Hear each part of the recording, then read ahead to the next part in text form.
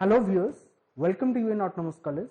Today we are going to discuss about a new concept that is known as file permission and access mode in Unix system. Now we can focus on a slide. In this slide only we can discuss what are the different parts are related to our Unix system, and just we are taking what are the different steps through which we can make our system more protected and more secured in that environment. Now we can focus on slide.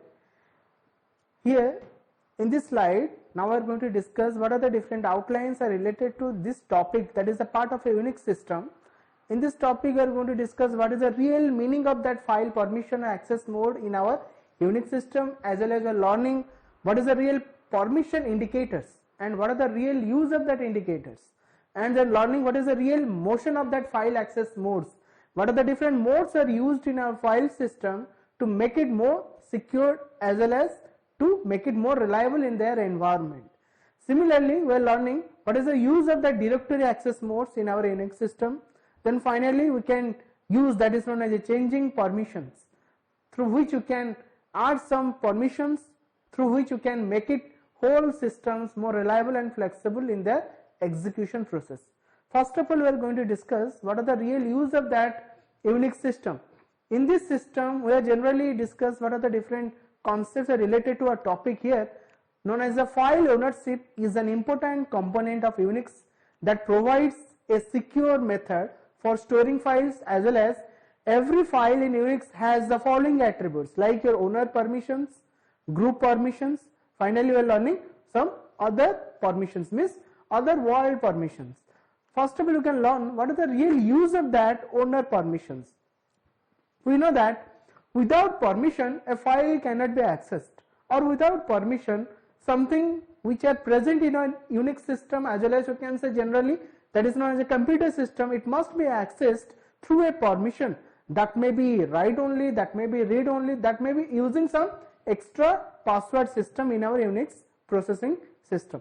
But here that ownership permission is generally used to determine what actions the owner of the file can perform on the file.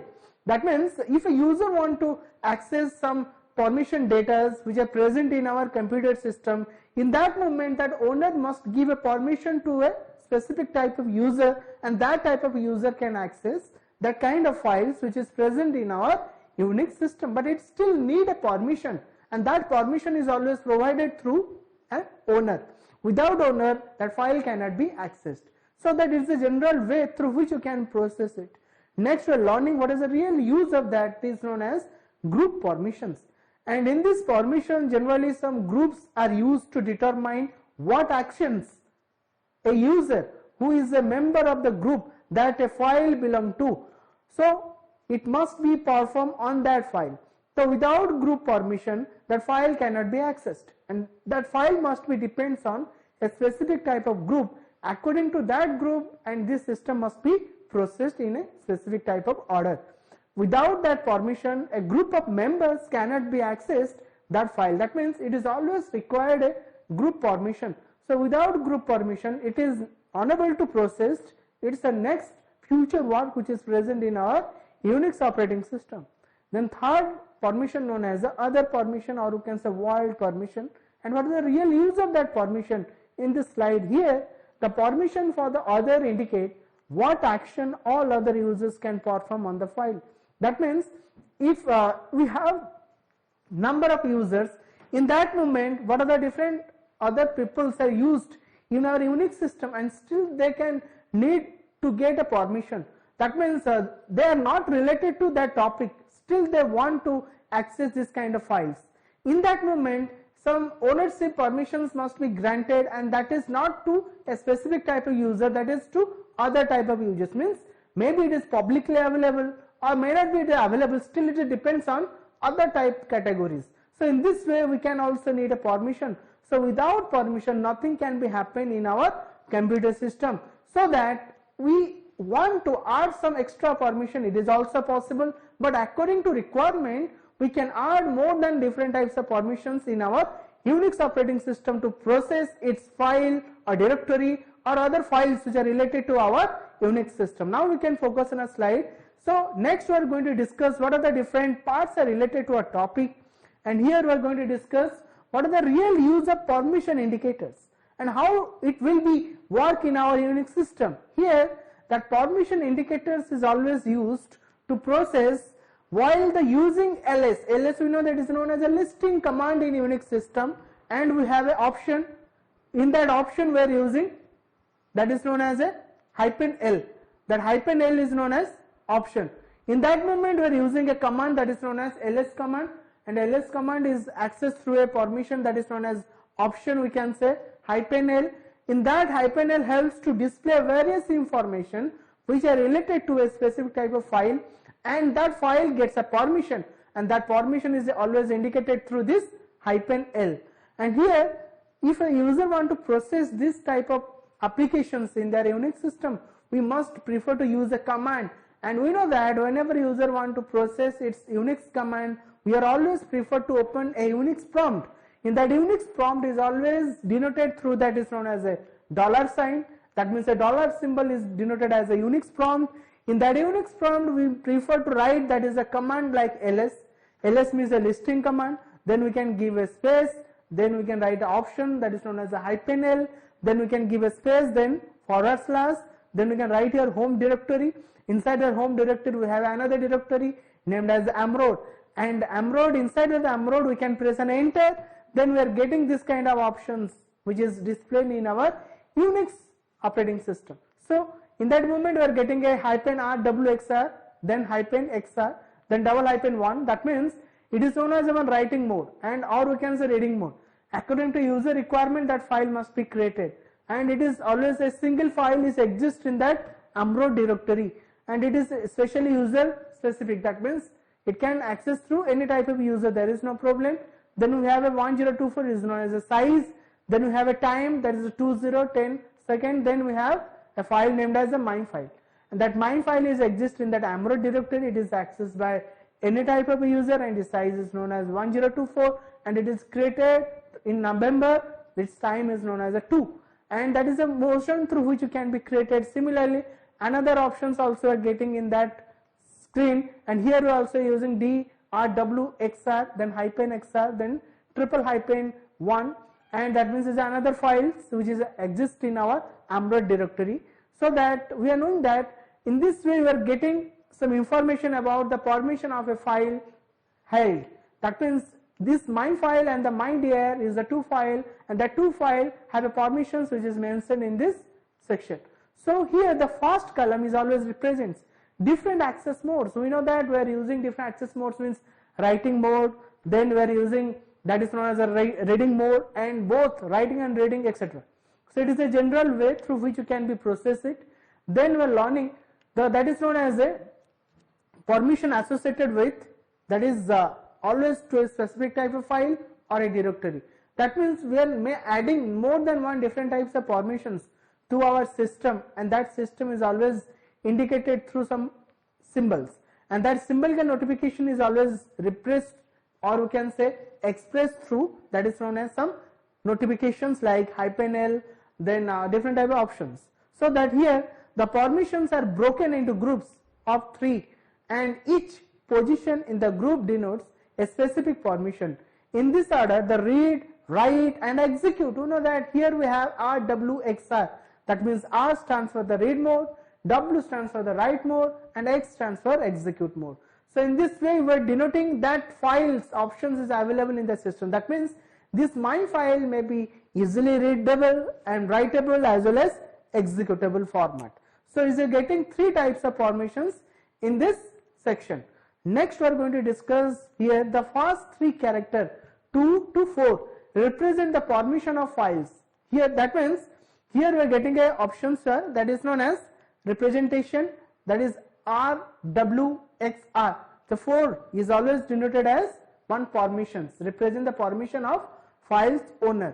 For example, there is a mention here that is known as -RWXR, then -XR, then double hyphen.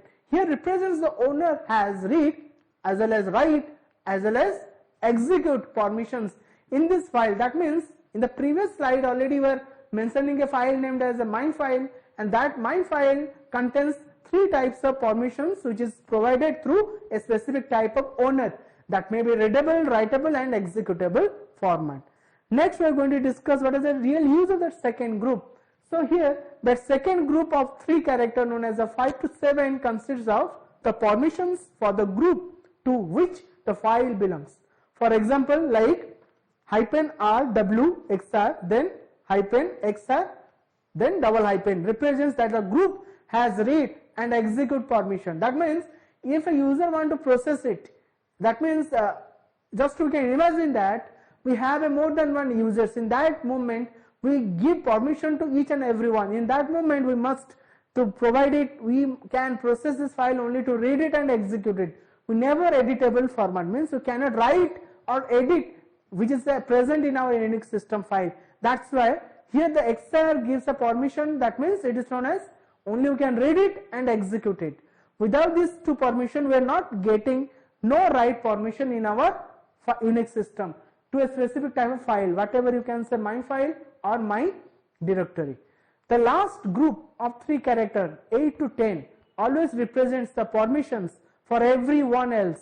For example, that is known as the -r/w/xr, then -xr, then double hyphen represents that there is read only, that means read only permission we are getting.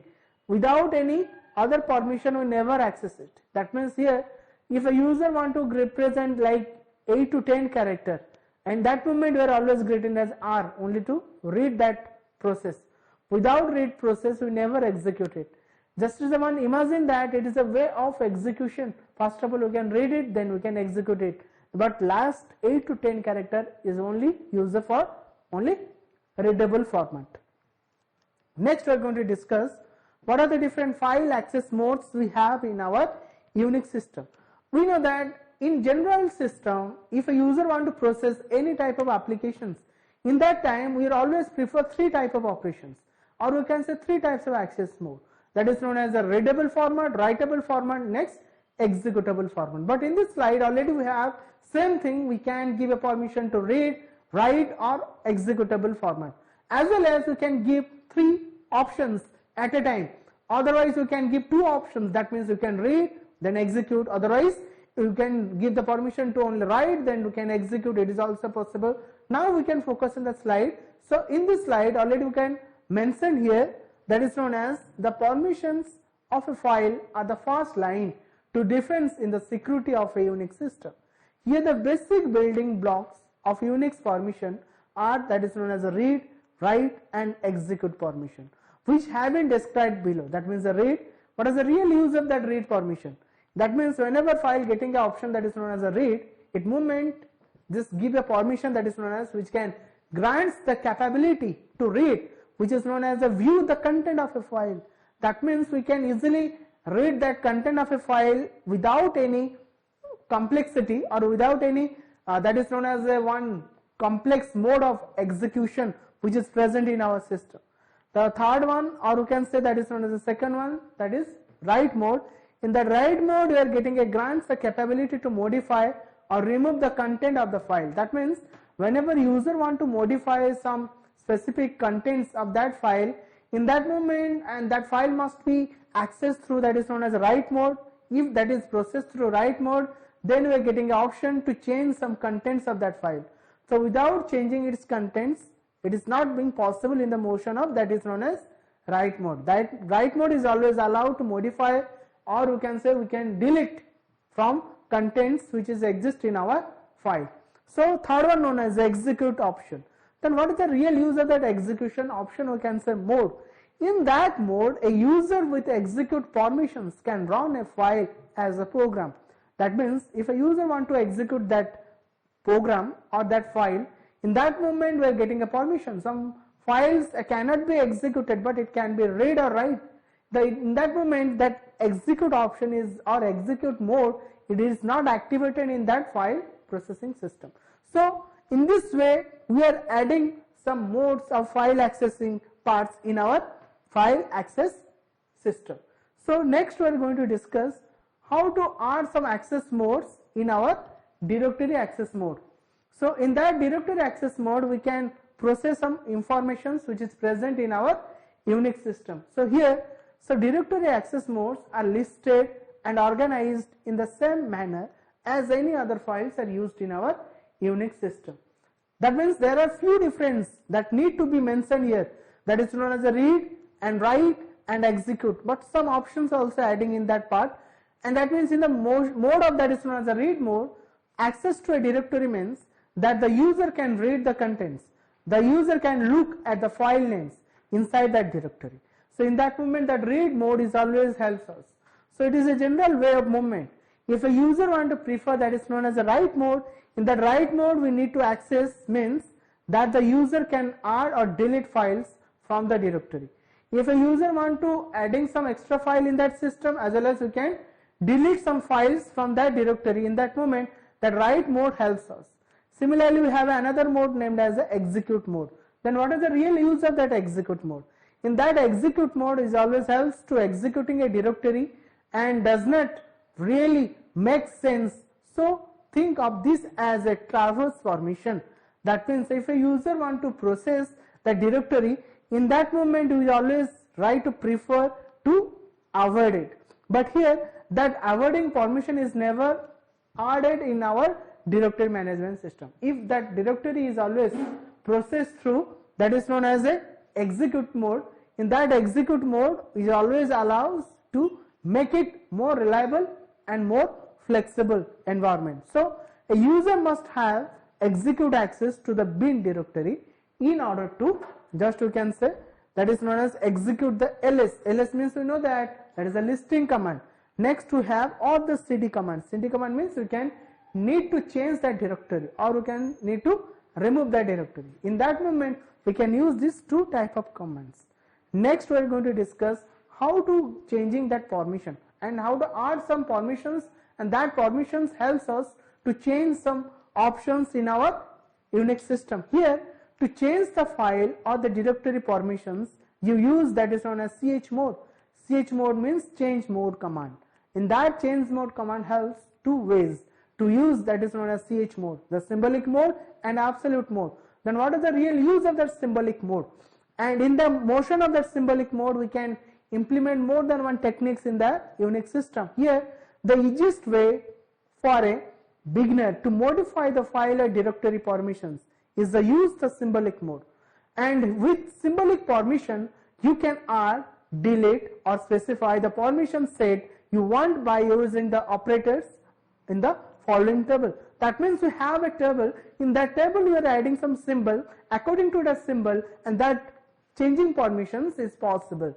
So it is a general way through which you can give in some permissions as well as you can need to shifting its permission. That means we need to change one permission to another permission according to their user requirements, so that if some users must be put more permissions in their file, we need some extra criteria or you can say extra characteristics. Next we are going to discuss what are the different permissions we have. Now we can focus on the slide. Here already you have three permissions, and that is known as a chmod means change mode, operator and description. Here we have a option like plus. Then what is the real use of that plus option? Here we need to ask the designated permission to a file or directory. That means if a user want to add some extra permissions in their file, in that moment we can give a plus symbol. That means if a user want to use that plus means we can adding some permissions in our specific type of file. That may be your reading mode, writing mode or executable mode or any other modes we are adding in our file through using that plus symbol, or you can say it is known as a plus is act as the operator in our Unix system. Next symbol used as a minus, and here that minus symbol always used as a removes the designated permissions from a file or directory. If a file or directory contain or gain some permissions at the time of accessing, in that moment if a user want to use that symbol like or you can say operator like minus, in that moment it can remove which are used permissions in our file or directory system. So it is a general way through which you can remove some reading mode permission or writing mode or executable mode which is used in our Unix system. So we can say that Unix system is always preferred to process its file as well as some directory processing environment. Next one we have that is known as a double colon, and that double colon symbol is always used to set the designated permission. That means if a user want to or some designated. Designated permission means some more than one permissions can be put in a single file at a time. In that moment we can prefer to use like that is known as double colon symbol. So it is a general way of creation in our Unix system. Next, here already discussed how to use that system here. So here and given an example using have a file named as a test file. So in that test file we are mentioning here we can running ls then -1 on the testing file shows that file permission as follows. Here we have ls then minus, now we can say -l, or we can, that is known as a one type of movement. In that -l movement always give a space, then we are writing a file named as a test file. In that test file you can press an enter. So in that movement we are getting an option that is known as rwxr, that was the reading, writing, as well as you can say that is known as the executable file format. Then we have that is known as double hyphen, then we have one.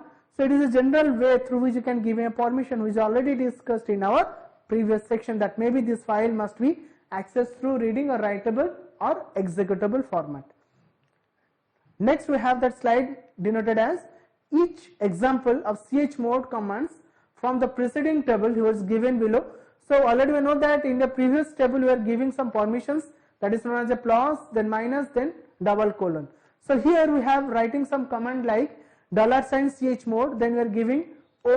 O is known as one options that we can use for accessing its information, and that information is known as a option with adding some permission like write or executable format. And in the write executable format, that's why giving a plus wx, then we can give a space, then we are writing a test file, then we can press enter. Whenever user can press that enter, we can easily add that write or executable mode in our text file option. So here we are going to listing it actually that writing or executable permission is added in that test file or not. We want to visualize it. In that moment user must type a $sign, then we can type a command like ls, then we can give a space, then we can giving a like a -l, then test file, then we can press enter.